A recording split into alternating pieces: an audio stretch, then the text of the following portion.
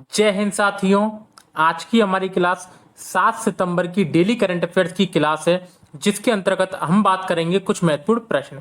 तो चलिए guys class को स्टार्ट करते हैं। आज का हमारा आपसे पूछा गया प्रश्न है दोस्तों, किसान दिवस प्रतिवर्ष कब मनाया जाता है। 4 ऑप्शन आपके सामने हैं, सही आंसर आप लोगों को कमेंट बॉक्स में लिखकर जरूर देना है। चलिए आज हम अपने पहले प्रश्न की तरफ चलते हैं। आज का हमारा पहला क्वेश्चन है guys, Asian junior boxing championship 2021 का आयोजन किस देश में हुआ है।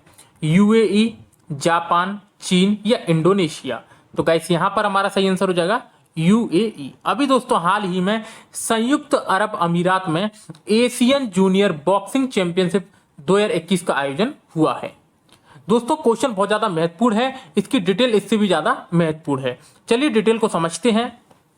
देखिए दोस्तों, एशियाई जूनियर मुक्केबाजी चैंपियनशिप में भारत के मुक्केबाजों ने 8 स्वर्ण पदक जीतकर अपने अभियान को अंत कर दिया है। दुबई में आयोजित हुई इस चैंपियनशिप में भारत की महिला मुक्केबाजों ने देश का परचम लहराया। इस चैंपियनशिप में 8 में से 6 गोल्ड मेडल लड़कियां ने जीता है। किसने? मेडल लड़कियों ने जीता है। इसके अलावा भारत ने एशियाई जूनियर बॉक्सिंग चैंपियनशिप में 5 सिल्वर मेडल और 6 कांस्य पदक भी अपने नाम किए हैं। तो दोस्तों टोटल कितने हो गए? 8 गोल्ड हो गए, 5 सिल्वर हो गए और 6 कांस्य हो गए। तो टोटल मेडल कितने हो गए? 19। ठीक है गाइस, देखिए आगे। वहीं इस चैंपियनशिप में उज्बेकिस्तान ने 9 गोल्ड मेडल के साथ टॉप पर रहा है। मतलब उज्बेकिस्तान ने 9 गोल्ड लिए हैं और पहले नंबर पर उज्बेकिस्तान आया है और दूसरे नंबर पर आया है अपना भारत। ठीक है गाइस, आगे चलते हैं। भारत की 6 महिला मुक्केबाज पहुंची थी फाइनल में। एशियाई जूनियर बॉक्सिंग चैंपियनशिप के फाइनल में भारत की 6 महिला मुक्केबाजों ने जगह बनाई थी। इनमें से सभी 6 लड़कियों ने गोल्ड मेडल अपने नाम किया है। इसके अलावा भारत के 6 लड़के भी फाइनल में पहुंचे थे, जिनमें से 2 ने गोल्ड मेडल जीते हैं। भारत ने कजाकिस्तान के बराबर स्वर्ण पदक जीते हैं। तो कजाकिस्तान ने भी दोस्तों 8 स्वर्ण पदक जीते हैं।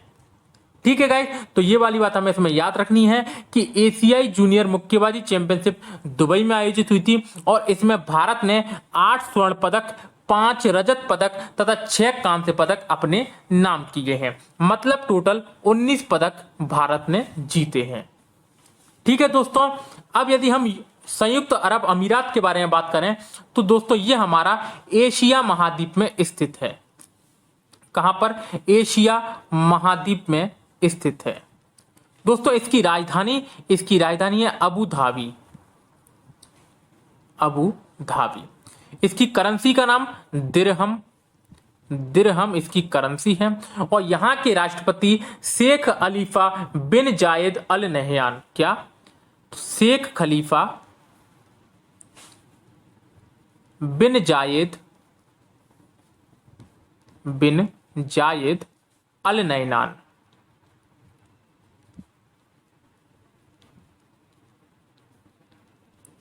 ठीक है गाइस, तो इतनी बातें हमें इस प्रश्न में याद रखनी है। अच्छा क्वेश्चन है दोस्तों, पेपर की दृष्टि से महत्वपूर्ण है। चलिए दोस्तों नेक्स्ट क्वेश्चन की तरफ चलते हैं। अगला क्वेश्चन है गाइस, हाल ही में किस राज्य सरकार ने आत्मनिर्भर कृषि योजना की शुरुआत की है। हरियाणा, अरुणाचल प्रदेश, पंजाब या असम। तो गाइस यहां पर हमारा सही आंसर हो जाएगा अरुणाचल प्रदेश। अभी दोस्तों हाल ही में अरुणाचल प्रदेश की गवर्नमेंट ने आत्मनिर्भर कृषि योजना तथा आत्मनिर्भर बागवानी योजना की शुरुआत की है। चलिए दोस्तों इसकी डिटेल को जान लेते हैं। देखिए दोस्तों, अरुणाचल सरकार ने कृषि क्षेत्र में 2 महत्वाकांक्षी योजनाओं का शुभारंभ किया है। इन योजनाओं के नाम आत्मनिर्भर कृषि योजना और आत्मनिर्भर बागवानी योजना है। ये योजनाएं इस वर्ष फरवरी में बजट सत्र के दौरान घोषित आत्मनिर्भर कार्यक्रम का ही हिस्सा है। इससे संबंधित कृषि और बागवानी विभागों को 60 करोड़ रुपए आवंटित किए गए हैं। मतलब टोटल कितने करोड़ रुपए? 120 करोड़ रुपए इसके काम के लिए आवंटित किए गए हैं। ईटानगर में योजनाओं को शुरू करने के बाद मुख्यमंत्री पेमा खांडू ने कहा कि इनसे राज्य के किसानों और स्व सहायता समूहों को काफी फायदा होगा। ठीक है गाइस, तो टोटल 60 करोड़ रुपए आवंटित किए गए हैं, टोटल 120 करोड़ रुपए। ठीक है दोस्तों, यदि हम अरुणाचल प्रदेश के बारे में बात करें तो इसकी राजधानी ईटानगर है, ईटानगर। यहां के मुख्यमंत्री पेमा खांडू, पेमा खांडू। यहां के राज्यपाल बीडी मिश्रा, बीडी मिश्रा।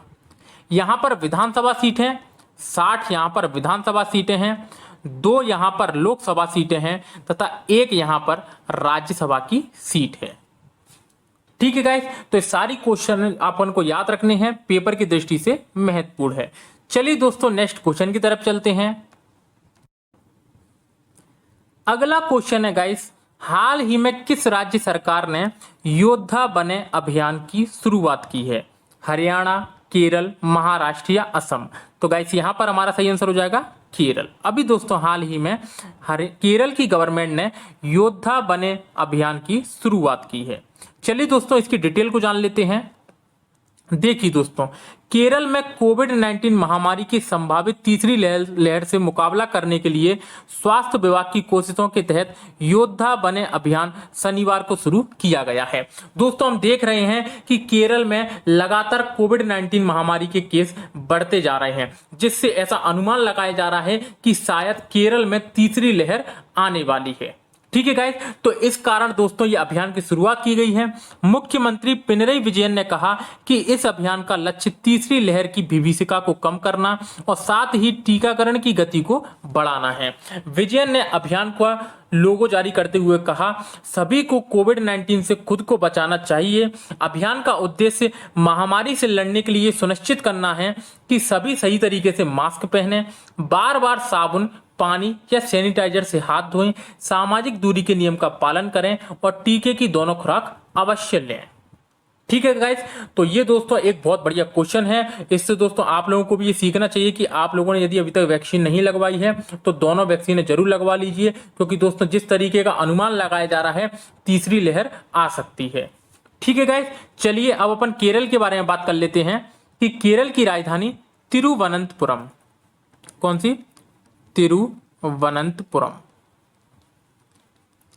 केरल के मुख्यमंत्री पिनरई विजयन, पिनरई विजयन। केरल के राज्यपाल आरिफ मोहम्मद खान, कौन? आरिफ मोहम्मद खान। ठीक है दोस्तों, यहां पर 140 विधानसभा की सीटें हैं, 20 यहां पर लोकसभा की सीटें हैं और 9 यहां पर राज्यसभा की सीटें हैं। ठीक है दोस्तों, तो इतनी सारी बातें हमें इस क्वेश्चन में याद रखनी है। चलिए दोस्तों नेक्स्ट क्वेश्चन की तरफ चलते हैं। अगला क्वेश्चन है गाइस, हाल ही में किसने आयुष आपके द्वार अभियान की शुरुआत की है? राजनाथ सिंह, नरेंद्र मोदी, सर्बानंद सोनोवाल या इनमें से कोई नहीं? तो गाइस यहां पर हमारा सही आंसर हो जाएगा सर्बानंद सोनोवाल। अभी दोस्तों हाल ही में आयुष आपके द्वार अभियान की शुरुआत किसने की है? तो हमारे आयुष मंत्रालय के मंत्री सर्बानंद सोनोवाल के द्वारा की गई है। ठीक है गाइस, इसकी डिटेल को जान लेते हैं। देखिए दोस्तों, आयुष आपके द्वार अभियान की शुरुआत से जुड़ी गतिविधियों में कुल 21 राज्य भाग ले रहे हैं और इस दौरान 2 लाख से अधिक पौधे वितरित किए जाएंगे। आयुष मंत्री श्री सर्बानंद सोनोवाल भी मुंबई से इस अभियान की शुरुआत करेंगे। इस अभियान का उद्देश्य 1 वर्ष में देश भर के 75 लाख घरों में औषधीय पौधे वितरित करना है। इन औषधीय पौधों में तेजपत्ता, स्टीविया, अशोक, जटामांसी, गिलोय, अश्वगंधा, कुमारी, शतावरी, लेमन ग्रास, गुग्गुलू, तुलसी, सर्पगंधा, कालमेघ, ब्राह्मी और आंवला शामिल है। ठीक है गाइस, तो अच्छा क्वेश्चन है, इसे हमें याद रखना है। दोस्तों इस अभियान का उद्देश्य याद रखना कि 1 वर्ष में देश भर के 75 लाख घरों में औषधीय पौधों को वितरित करना है। ठीक है दोस्तों, तो ये सारी बातें हमें इसमें याद रखनी है। ये भी याद रखना है सर्बानंद सोनोवाल के पास 2 मंत्रालय हैं, एक बंदरगाह, नौवहन और जलमार्ग मंत्रालय तथा दूसरा है आयुष मंत्रालय। ठीक है गाइस, तो इतनी बातें हमें इसमें याद रखनी है। चलिए दोस्तों नेक्स्ट क्वेश्चन की तरफ चलते हैं। अगला क्वेश्चन है गाइस, हाल ही में किस देश के सेना प्रमुख एस.एम. सफीउद्दीन अहमद भारत की आधिकारिक यात्रा पर आए हैं? श्रीलंका, बांग्लादेश, पाकिस्तान या आयरलैंड? तो गाइस यहां पर हमारा सही आंसर हो जाएगा बांग्लादेश। अभी दोस्तों हाल ही में बांग्लादेश के सेना प्रमुख जो एस.एम. सफीउद्दीन अहमद भारत की आधिकारिक यात्रा पर आए हैं। ठीक है गाइस, यदि हम बांग्लादेश के बारे में बात करें दोस्तों, तो बांग्लादेश की राजधानी है ढाका। क्या? ढाका। बांग्लादेश की मुद्रा टका। बांग्लादेश के राष्ट्रपति अब्दुल हमीद। कौन? अब्दुल हमीद बांग्लादेश के राष्ट्रपति। और बांग्लादेश की प्रधानमंत्री शेख हसीना। कौन? शेख हसीना। ठीक है गाइस, तो ढाका, टका, अब्दुल हमीद और शेख हसीना, इतनी बातें दोस्तों हमें इसमें याद रखनी है। चलिए दोस्तों नेक्स्ट क्वेश्चन की तरफ चलते हैं। अगला क्वेश्चन है गाइस, हाल ही में असम के किस वन्य जीव अभ्यारण्य के क्षेत्र को पर्यावरण के प्रति संवेदनशील क्षेत्र घोषित किया गया है? दीपोर बिल वन्य जीव अभ्यारण्य, ये दोस्तों दीपोर है। पोवितोरा वन्य जीव अभ्यारण्य, बोरेल वन्य जीव अभ्यारण्य या इनमें से कोई नहीं? तो गाइस यहां पर हमारा सही आंसर हो जाएगा दीपोर बिल वन्य जीव अभ्यारण्य। अभी दोस्तों हाल ही में असम के दीपोर बिल वन्य जीव अभ्यारण्य को पर्यावरण के प्रति संवेदनशील क्षेत्र घोषित किया गया है। दोस्तों इसकी डिटेल को जान लेते हैं, बेहद ज्यादा महत्वपूर्ण डिटेल है। देखिए दोस्तों, हाल ही में पर्यावरण, वन एवं जलवायु परिवर्तन मंत्रालय ने दीपोर बिल वन्य जीव अभ्यारण्य के पर्यावरण के प्रति संवेदनशील क्षेत्र को अधिसूचित किया है। यह असम की सर्वाधिक वृहद 12 स्वच्छ जल की झीलों में से एक है, जो गुवाहाटी शहर से 10 किलोमीटर दक्षिण पश्चिम में स्थित है। अभ्यारण्य में पक्षियों की लगभग 150 प्रजातियां अभिलिखित की गई हैं, जिनमें से 2 गंभीर रूप से संकटग्रस्त, 1 संकटग्रस्त, 5 अति संवेदनशील तथा 4 संकटापन्न हैं। इसमें सरीसृपों की 12 प्रजातियां, मछलियों की 50 प्रजातियां तथा 6 उभयचर प्रजातियां भी सम्मिलित हैं। दीपोर बिल अभ्यारण्य के कुल क्षेत्रफल के 14 वर्ग किलोमीटर को 1989 में असम सरकार के द्वारा पक्षी अभ्यारण्य के रूप में घोषित किया गया था। ये दोस्तों पॉइंट आपको इसमें याद रखना है कि असम के जो दीपोर बिल अभ्यारण्य के 14 वर्ग किलोमीटर के क्षेत्र को 1989 में पक्षी अभ्यारण्य के रूप में घोषित किया गया था तथा दीपोर बिल को 2002 में रामसर स्थल के रूप में नामित किया गया था। यह असम की एकमात्र झील है जो महत्वपूर्ण रामसर आर्द्रभूमि की सूची में सम्मिलित है। ठीक है गाइस, तो बेहद महत्वपूर्ण क्वेश्चन है दोस्तों, इसको आपको याद रखना है। यदि दोस्तों हम असम के बारे में बात करें तो हम असम के बारे में बात करेंगे कि असम की राजधानी दिसपुर है। असम के मुख्यमंत्री हेमंत बिस्वा तथा असम के राज्यपाल जगदीश मुखी। ठीक है दोस्तों, असम में यदि हम विधानसभा की सीटें बात करें तो 126 विधानसभा की सीटें हैं, 14 यहां पर लोकसभा की सीटें हैं तथा 7 यहां पर राज्यसभा की सीटें हैं। अभी दोस्तों हमें हाल ही में पता है कि असम का जो एक नेशनल पार्क है राजीव गांधी औरंग राष्ट्रीय उद्यान, उसका नाम बदलकर औरंग राष्ट्रीय उद्यान कर दिया गया है। असम में टोटल 7 राष्ट्रीय उद्यान हैं। कितने हैं? 7 हैं, जिनमें से 2 नए बने हैं। कौन कौन से? रायमोना नेशनल पार्क तथा देहिंग पटगई नेशनल पार्क। ये 2 नेशनल पार्क अभी नए नए बने हैं। Total 7 national park. 7 के नाम सुनिएगा एक बार। पहला Dibru Saikhowa national park, Manas national park, Nameri national park, Orang national park, Kaziranga national park, Raimona national park तथा Dehing Patkai national park. Total दोस्तों 7 नेशनल पार्क हैं, इनको आपको अच्छे से याद रखना है। ठीक है दोस्तों, चलिए नेक्स्ट क्वेश्चन की तरफ चलते हैं। अगला क्वेश्चन है गाइस, हाल ही में किस कंपनी ने association for talent development 2021 best award जीता है? टाटा, पावर ग्रिड, रिलायंस या इनमें से कोई नहीं? तो गाइस यहां पर हमारा सही आंसर हो जाएगा पावर ग्रिड। अभी दोस्तों हाल ही में पावर ग्रिड ने एसोसिएशन फॉर टैलेंट डेवलपमेंट 2021 का बेस्ट अवार्ड जीता है। इंपॉर्टेंट क्वेश्चन है दोस्तों, स्टार लगा लेना। चलिए इसकी डिटेल को जान लेते हैं।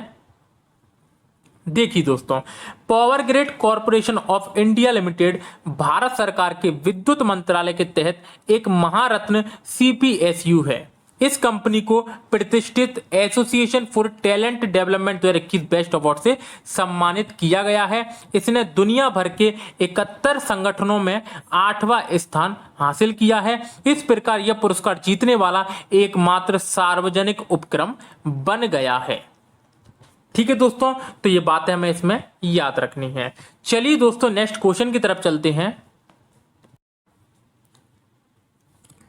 अगला क्वेश्चन है गाइस, हाल ही में समाप्त हुए टोक्यो पैरालंपिक 2021 में भारत ने कितने पदक जीते हैं?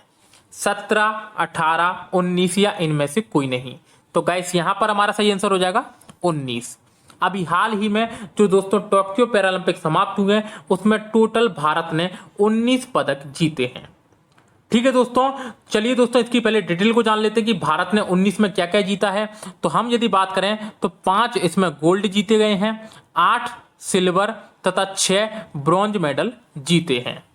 थोड़ा दोस्तों डिटेल में देख लीजिए। देखिए दोस्तों, भारत का इसमें स्थान कौन सा रहा है? 24वां स्थान रहा है। 19 पदक टोटल, स्वर्ण पदक 5, रजत पदक 8, कांस्य पदक 6। पहले स्थान पर कौन आया है? तो पहले स्थान पर चीन आया है, दूसरे स्थान पर ग्रेट ब्रिटेन आया है और तीसरे स्थान पर अमेरिका आया है। कौन? अमेरिका। देख लीजिए दोस्तों इन लोगों ने कितने कितने मेडल जीते हैं। देखिए, प्रथम स्थान चीन है, इसने कुल 207 पदक जीते हैं, जिनमें से 96 स्वर्ण, 60 रजत, 51 कांस्य।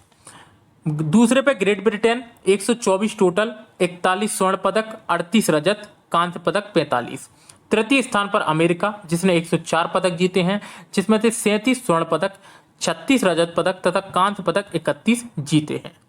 ठीक है दोस्तों टोक्यो पैरालंपिक 2021 पर आज हमने एक पूरी टोटल वीडियो डाली है कल, उसको दोस्तों आप ध्यान से देख लीजिएगा। उसमें दोस्तों हमने जितने भी क्वेश्चन बन सकते हैं टोक्यो पैरालंपिक 2021 से, वो सारे क्वेश्चन उस वीडियो में कवर करे हैं। तो दोस्तों बेहद ज्यादा महत्वपूर्ण वो वीडियो है, जिसने अभी तक नहीं देखी है वो जाके वीडियो को देख ले। ठीक है दोस्तों, चलिए नेक्स्ट क्वेश्चन की तरफ चलते हैं। अगला क्वेश्चन है गाइस, राष्ट्रीय शिक्षक दिवस 2021 कब मनाया गया है? 3 सितंबर, 4 सितंबर, 5 सितंबर या इनमें से कोई नहीं। तो गाइस यहां पर हमारा सही आंसर हो जाएगा 5 सितंबर। अभी दोस्तों हाल ही में 5 सितंबर 2021 को राष्ट्रीय शिक्षक दिवस मनाया गया है। दोस्तों ये 59वां संस्करण है। कौन सा? 59वां संस्करण है। पहली बार कब मनाया गया था? 1962 में। ठीक है दोस्तों, चलिए इसकी डिटेल को जान लेते हैं। देखिए दोस्तों बेहद महत्वपूर्ण डिटेल है, ध्यान से इसको देखिएगा। सर्वपल्ली राधाकृष्णन का जन्म 5 सितंबर 1988 को तिरुत्तानी शहर में एक मध्यम वर्गीय तेलुगु परिवार में हुआ था। उन्होंने मद्रास प्रेसिडेंसी कॉलेज और मैसूर विश्वविद्यालय में दर्शन शास्त्र के प्रोफेसर के रूप में काम किया। स्वतंत्रता के बाद से वह 1962 से 1967 तक भारत के दूसरे राष्ट्रपति थे। राधाकृष्णन को 1954 में भारत के सर्वोच्च नागरिक सम्मान भारत रत्न से सम्मानित किया गया था। उन्हें नोबेल पुरस्कार के लिए 27 बार नामांकित किया गया था। साहित्य में नोबेल पुरस्कार के लिए 16 बार और नोबेल शांति पुरस्कार के लिए 11 बार नामांकित किया गया था। साहित्य के क्षेत्र में उनकी पहली उल्लेखनीय कृति the philosophy of Rabindranath Tagore थी। अच्छा क्वेश्चन है दोस्तों, यहाँ पर आप स्टार लगा लेना कि साहित्य में उनकी पहली उल्लेखनीय कृति the philosophy of Rabindranath Tagore थी। वे तुलनात्मक धर्म, तुलनात्मक पूर्वी और पश्चिमी दर्शन पर अपने काम के लिए प्रसिद्ध थे। भारत में पहली बार शिक्षक दिवस 5 सितंबर 1962 को मनाया गया था और इस बार शिक्षक दिवस का 59वां संस्करण मनाया गया है। ठीक है गाइस, तो ये वाली बात आप इसमें याद रखना कि ये भारत के 2 बार उपराष्ट्रपति रह चुके हैं तथा 1 बार राष्ट्रपति रह चुके हैं। ठीक है गाइस, चलिए नेक्स्ट क्वेश्चन की तरफ चलते हैं। अगला क्वेश्चन है guys, know your rights and claim them नामक पुस्तक किसने लिखी है? विमल जलन, एंजेलिना जोली, ताहिरा कश्यप, इनमें से कोई नहीं। तो गाइस यहाँ पर हमारा सही आंसर हो जाएगा एंजेलिना जोली। अभी दोस्तों हाल ही में know your rights and claim them नामक पुस्तक किसने लिखी है? तो एंजेलिना जोली ने ये पुस्तक लिखी है। ठीक है दोस्तों, तो ये पुस्तक आपको अच्छे से याद रखनी है। चलिए दोस्तों, अब अपन कल के करंट के क्वेश्चनों का रिवीजन कर लेते हैं। पहला क्वेश्चन है दोस्तों, हाल ही में भारत ने मानव रहित हवाई वाहन के लिए किस देश के रक्षा विभाग के साथ समझौता किया है? तो अमेरिका के साथ। नेक्स्ट क्वेश्चन, राष्ट्रीय इस्पात निगम लिमिटेड के नए अध्यक्ष और प्रबंध निदेशक कौन बने हैं? तो अतुल भट्ट। नेक्स्ट क्वेश्चन, हाल ही में किस राज्य सरकार ने नया ई रिसिप्ट मॉडल लॉन्च किया है? तो ओडिशा सरकार ने। नेक्स्ट क्वेश्चन, हाल ही में किस बैंक ने मालदीव सरकार को $4 करोड़ की ऋण सुविधा प्रदान की है? तो एक्जिम बैंक ने। नेक्स्ट क्वेश्चन, अंतर्राष्ट्रीय जलवायु शिखर सम्मेलन 2021 की मेजबानी किस देश ने की है? तो भारत ने। नेक्स्ट क्वेश्चन, हाल ही में इंजीनियर्स इंडिया लिमिटेड की पहली महिला सीएमडी के रूप में कौन नियुक्त हुई हैं? तो वर्तिका शुक्ला। नेक्स्ट क्वेश्चन, हाल ही में न्यू डेवलपमेंट बैंक ने कितने नए सदस्यों को मान्यता दी है? तो 3 सदस्यों को। नेक्स्ट क्वेश्चन, हाल ही में world photographer of the year 2021 का पुरस्कार किसने जीता है? तो ये जीता है दोस्तों एलेजांद्रो प्रीतो ने। ठीक है दोस्तों, तो ये सारी बातें आपको इसमें याद रखनी है। दोस्तों इसको आप वर्ड कर लेना। क्या वर्ड कर लेना? ये world photographer of the year 2021 है, जिसको एलेजांद्रो प्रीतो ने जीता है। नेक्स्ट क्वेश्चन, सोलंग त्योहार किस राज्य में मनाया जाता है? तो अरुणाचल प्रदेश में। नेक्स्ट क्वेश्चन, राष्ट्रीय शैक्षणिक अनुसंधान और प्रशिक्षण परिषद ने 1 सितंबर 2021 को अपना कौन सा स्थापना दिवस मनाया है? तो 61वां स्थापना दिवस मनाया है। और कल का दोस्तों हमारा आपसे पूछा गया प्रश्न था, घूमर किस राज्य का प्रसिद्ध लोक नृत्य है? राजस्थान, मध्य प्रदेश, हरियाणा या इनमें से कोई नहीं? तो गाइस यहाँ पर हमारा सही आंसर हो जाएगा राजस्थान। घूमर दोस्तों राजस्थान राज्य का एक प्रसिद्ध लोक नृत्य है। ठीक है दोस्तों, तो अच्छा क्वेश्चन है, इसको आपको याद रखना है। तो यदि दोस्तों आज की वीडियो आपको अच्छी लगी हो तो वीडियो को लाइक कर देना, चैनल को सब्सक्राइब कर देना तथा पीडीएफ के लिए टेलीग्राम चैनल की लिंक डिस्क्रिप्शन में दी हुई है, वहां से आप इसको डाउनलोड कर सकते हैं। फिर मिलते हैं दोस्तों कल नेक्स्ट क्लास में, तब तक के लिए धन्यवाद।